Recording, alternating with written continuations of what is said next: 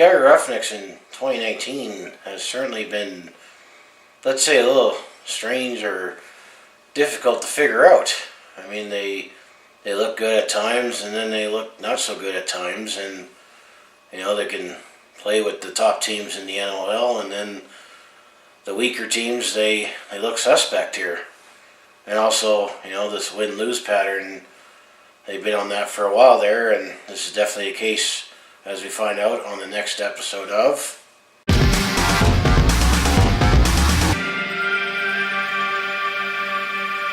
Hi there, it's Brett Hornby here. Welcome to another episode of my Calgary Roughnecks this month.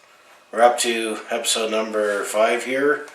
This is where I'll recap how things happened for the Roughnecks here this past month. Here we are up to the end of March 2019 here, and it was definitely a busy month for the Calgary Roughnecks there, as there was 5 weeks that they played, and played 5 games there. And as if you go back to the last episode there, they were entering the month 5 and 6 here, and they were essentially on this win one, lose one pattern here actually they were 5 and 5, and then they were on this lose win pattern here for the past several weeks here, and it seemed to continue here, where one hand they look good against a team that's good, that's a contender, and on the other hand they look suspect against a team that doesn't look so good right now. And also the fact that now we're getting to the later parts of the season here, and how the season's structured is that you play each team in your own division 3 times here, so there were definitely some season series on the line here. So I'll bring up my notes here and let's recap how March did happen for the Calgary Roughnecks here. And as I say, this team's been up and down all season. That's definitely been the one way to summarize it. So let's start off how March 2019 went for the Calgary Roughnecks. So if we go back to Saturday, March the 2nd here, this was week 12, the Calgary Roughnecks were taking on the Saskatchewan Rush in Saskatoon here at the Saskatchewan Center.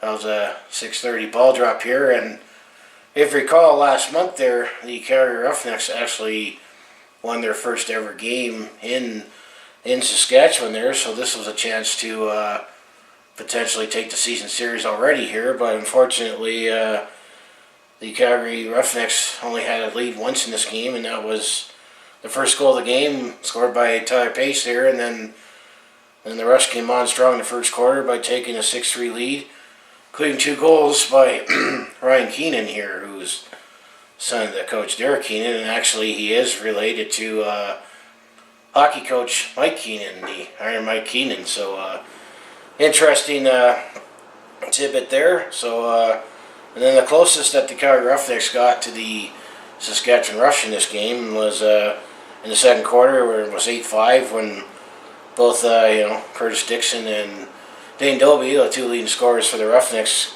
came in, but ultimately the Rush had a 10-6 lead at halftime here, so it was definitely a huge hole to dig out of, especially in Saskatchewan here. And then there was less scoring in the second half here as things tightened up here, and we always kept getting back in the game within 3 goals here.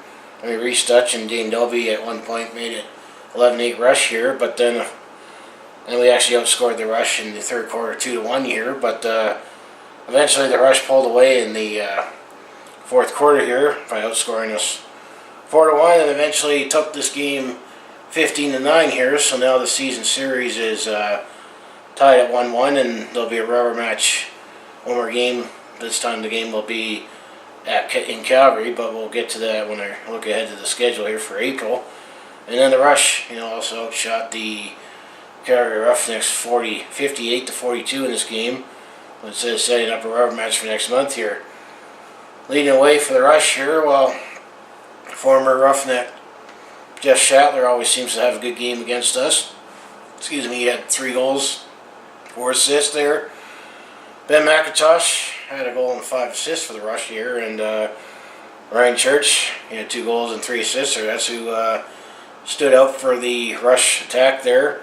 Calgary Roughnecks, well, we were led by Dane Dobie with 3 goals and 4 assists, and Curtis Superman Dixon had 3 goals and 3 assists there, and then I still say our goaltending duel. I mean, we had Christian Del Bianco for the Roughnecks. He had to make 43 saves in this game, and then Evan Kirk for the Rush. I mean, only 33 saves in the win for them. So we start off March with a loss there, which seems to continue on this lose-win pattern here. And before the next game here, the Calgary Roughnecks made a trade in the deadline here as we traded away for Chris Boucher, who's been a nice rookie for the team this year. But usually when these trades happen in the LL, it usually works better for a player moving closer to home there. So he was a chance for him to go closer home. So we traded Chris Boucher to the Rochester Nighthawks, and in exchange we got a 4th-round pick in 2020 there. So that's the only trade that the Calgary Roughnecks made before the deadline here.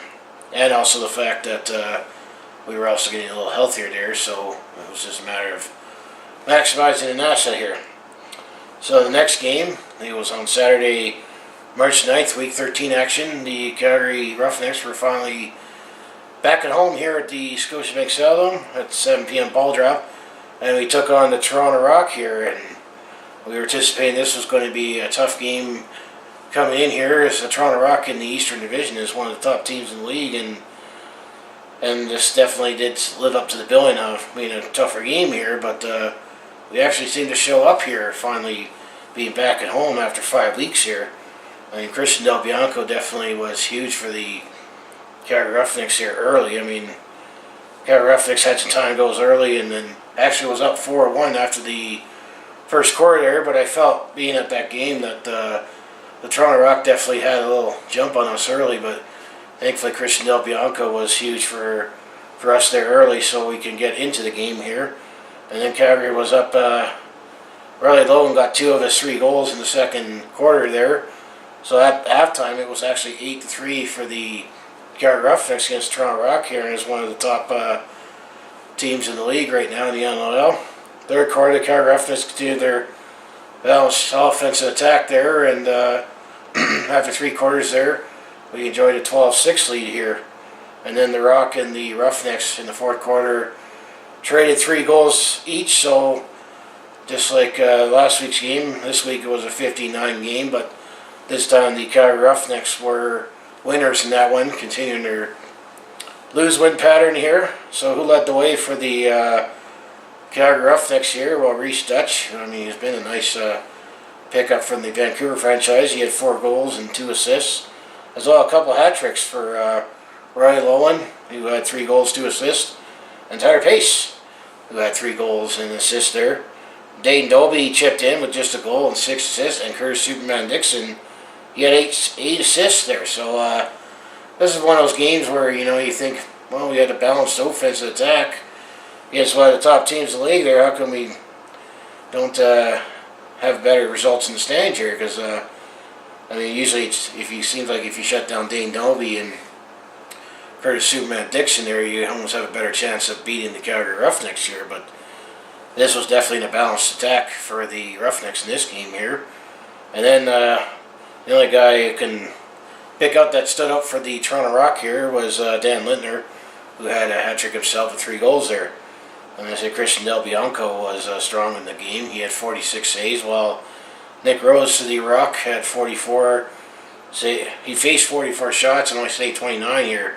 As the Rock, I mean, I felt they definitely, for many parts of the game, outplayed the Roughnecks. They actually outshot the Roughnecks 55-44 here, so definitely Christian Del Bianco was the big reason why the Roughnecks were able to win against the Rock there.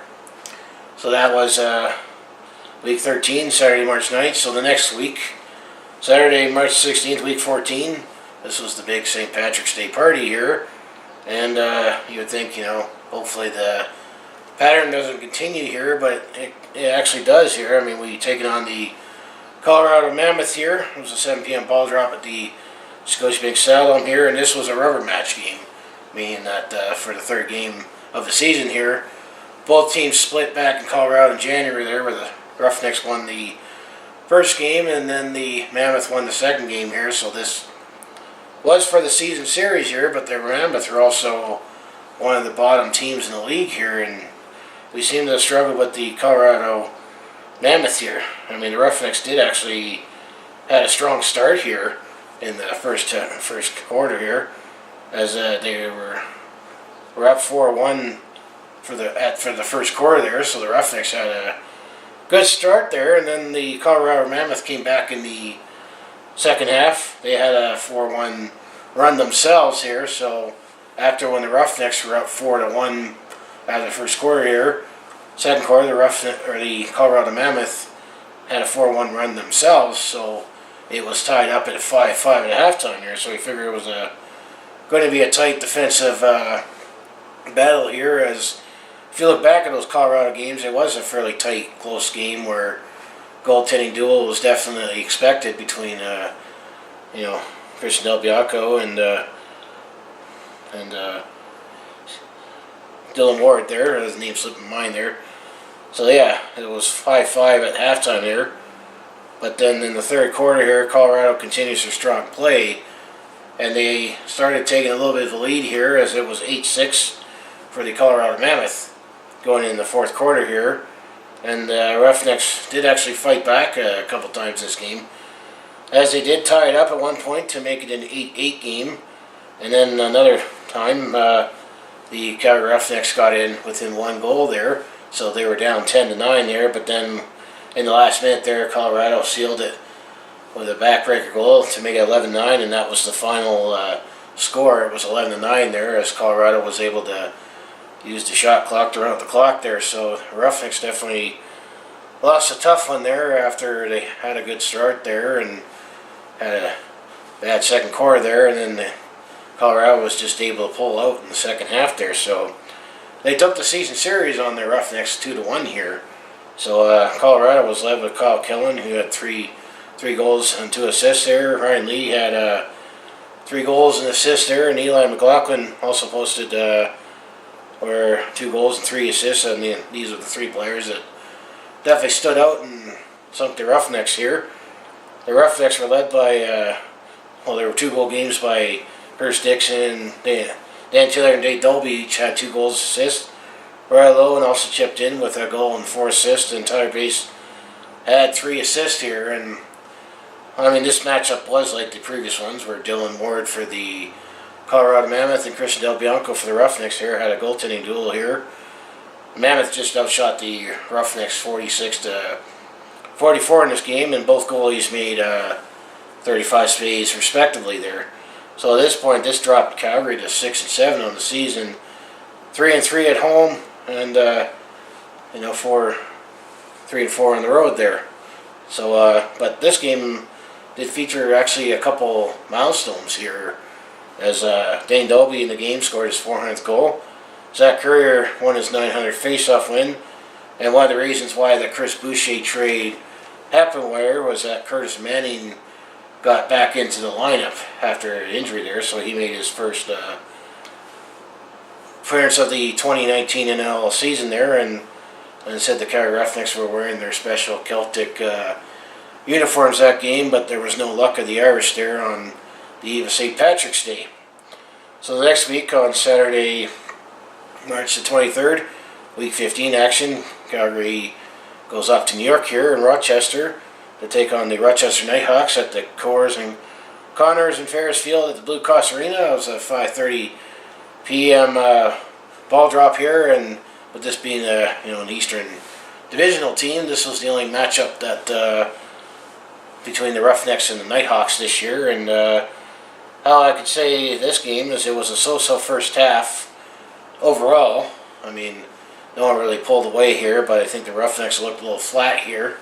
It was 7-6 for the Nighthawks at halftime here, and then the Calgary Roughnecks were able to rally and actually had a big second half in this game, as they outscored the Nighthawks 6-2 overall, and they took this game 12-9 to even their overall record at 7-7, and seem to continue on this lose-win pattern here. And it's just kind of strange how it's been going on here.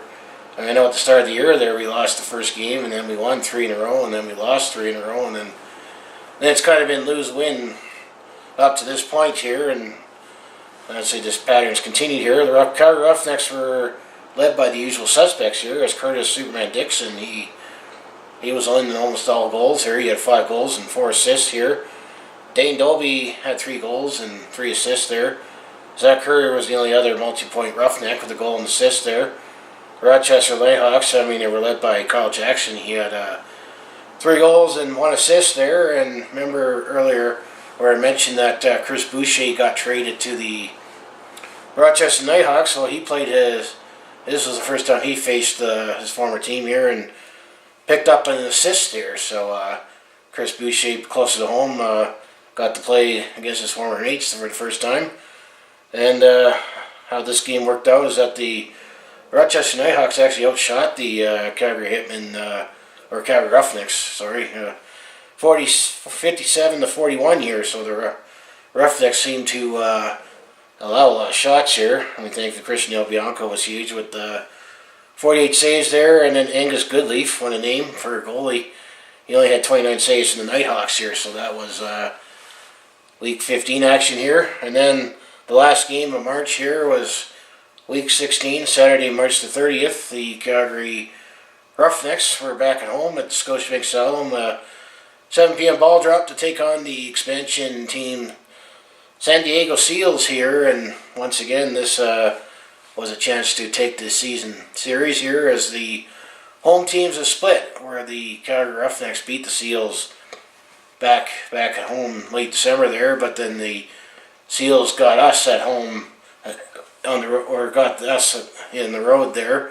So it's a chance to tie up the season series here, and actually the San Diego Seals are first in the West Division here. So as I said, the home teams won the previous 2 games here, and things looked really, really good for the Calgary Roughnecks here. It was actually Reese Dutch, literally 21 seconds into the game there, scored a nice goal to give us a 1-0 lead, but then San Diego snuffed that out big time by scoring 4 of the next 5 goals before Curtis Dixon scored 1 late in the first quarter there.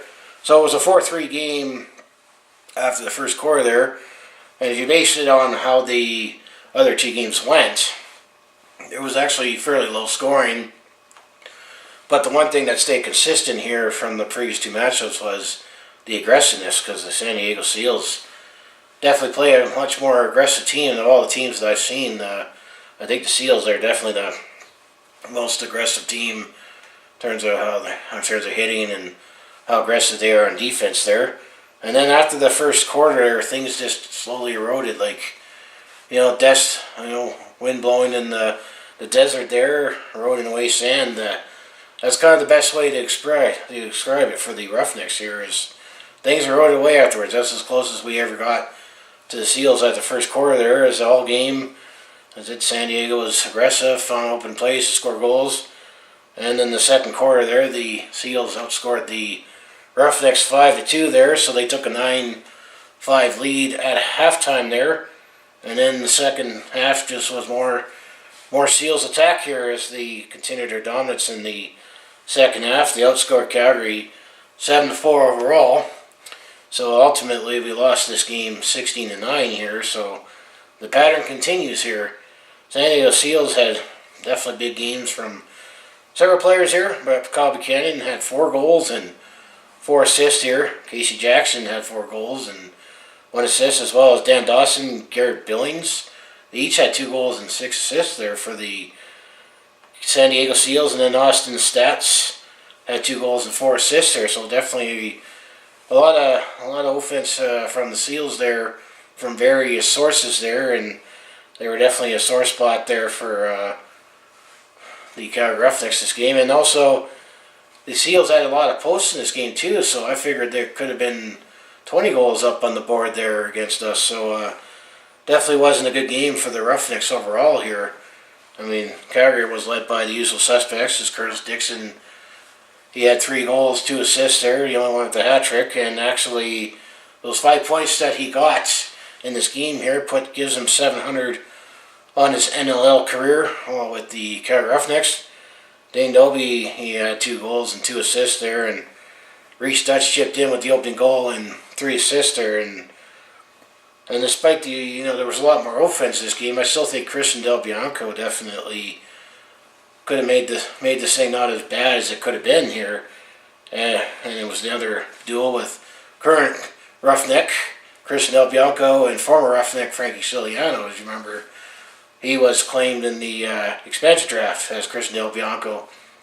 Made Frankie Siliano expendable, so he was plucked in the expansion draft for the San Diego Seals there. But this time Frankie Siliano got the better of the duel there, as Frankie's turned aside 44, while Christian Del Bianco made only 39 saves in the last year, and the San Diego Seals did just outshoot the Calgary Roughnecks 55-53 here, so it was definitely an aggressive game and a lot of shots fired in this one. And another reason you could say this was definitely very aggressive here, because there were definitely a lot of illegal cross-check penalties were definitely dished out by the officials in this game for both sides here. So, as I said, coming into this game, the Calgary Roughnecks were able to actually clinch a playoff spot if one or two things happened. Was either if they beat the San Diego Seals, but ultimately that didn't happen.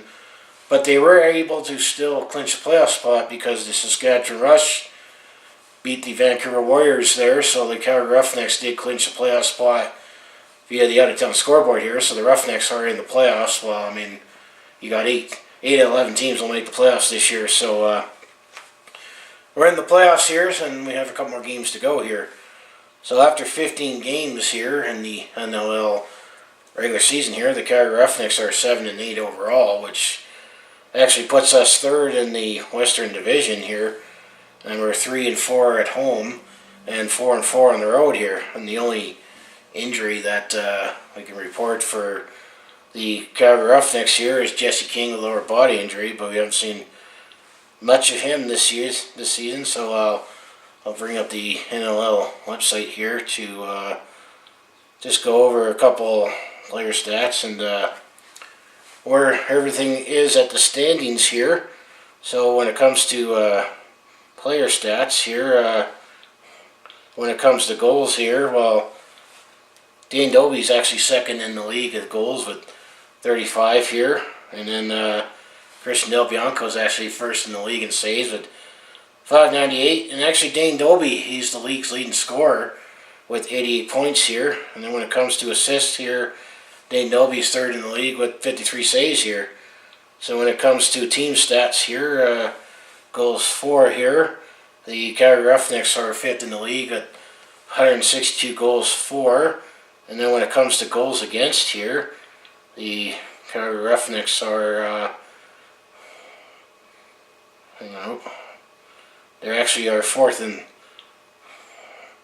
the league. Well, so they allowed the fourth most goals here at 167 here. So that's how it works here. So when you look at the full standings here in the West Division here, the San Diego Seals are actually top in the league at 9-4, and they clinch the playoff spot. The Saskatchewan Rush, they're 7-6 right now. They're second in the playoffs. And then the Calgary Roughnecks are third at 7-8 in the playoffs. And then the Colorado Mammoth are fourth at 6-8. And then Vancouver is last with 4-11 here.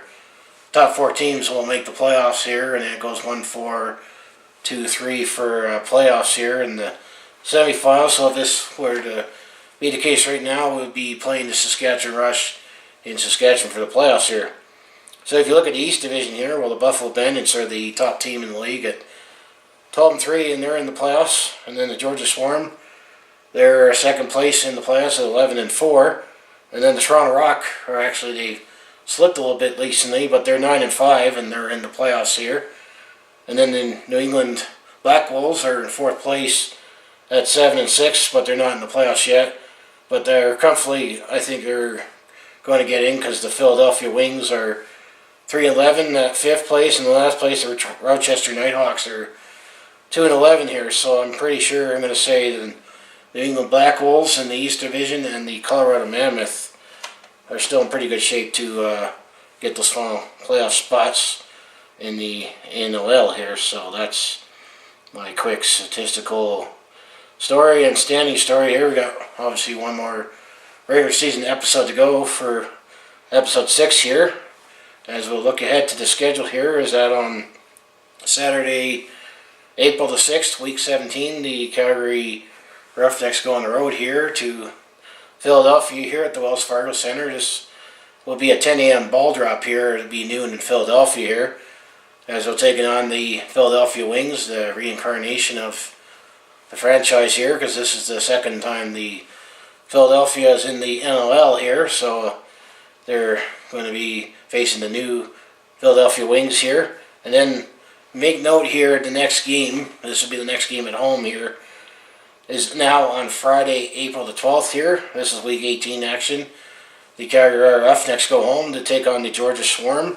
That'll be a 7:30 ball drop at the Scotiabank Saddledome here. Originally, that game was scheduled for Saturday, April the 13th, with a 7 p.m. ball drop here, but they rescheduled that game to Friday, April the 12th there, with a 7:30 ball drop here, is because the principal owners, the Calgary Flames, are in the playoffs there, and they said that they're going to need Saturday night, that building on Saturday night for the Stanley Cup playoffs there, so I'm going to suppose that game 2 of the Stanley Cup playoffs first round series will be Saturday night here, so we'll have a special Friday night game on Friday, April the 12th there against the Georgia Swarm there, which they're based out of Duluth, and they've been a much stronger team in the last few years. And then the last game of the regular season for the Roughnecks here is on Saturday, April the 20th. That'll be week 19 action. Actually, that's Easter weekend here. We take on the Saskatchewan Rush there. That's definitely going to be a big showdown there. And we looked at the standings there. Could potentially be a playoff preview for a Western semifinal matchup. That's a 7 p.m. ball drop there. And then Calgary has a bye the last week of the season. But, I mean, there's 20 weeks in the NL season this year. And Calgary will have their third bye week. So they'll get an extra week to prepare for the playoffs, whoever they draw there. So yeah, that's definitely my Calgary Roughnecks this month for March here. I mean, this lose-win pattern summer up continues here. So that's all a recap how the Roughnecks did. They've been up and down all season. They look good at some points, and then other points they look like a bad team. So I mean, they're a good team and a bad team. Like changes per quarter per week there, which definitely has been a little interesting to follow them this year.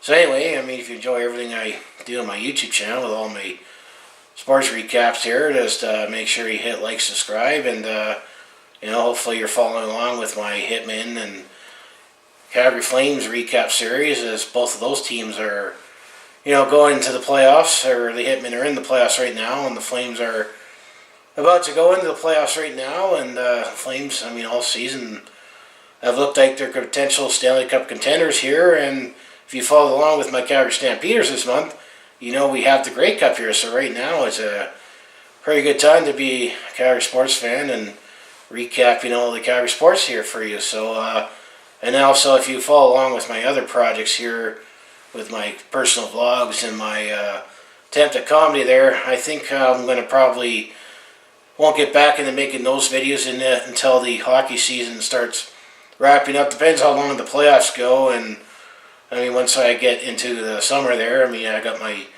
Calgary Stampeders stuff, but I recap them monthly, just like the Calgary Roughnecks there, so there'll need to be some filler content there. So, yeah, anyway, thanks for watching, and I'll see you in the next video.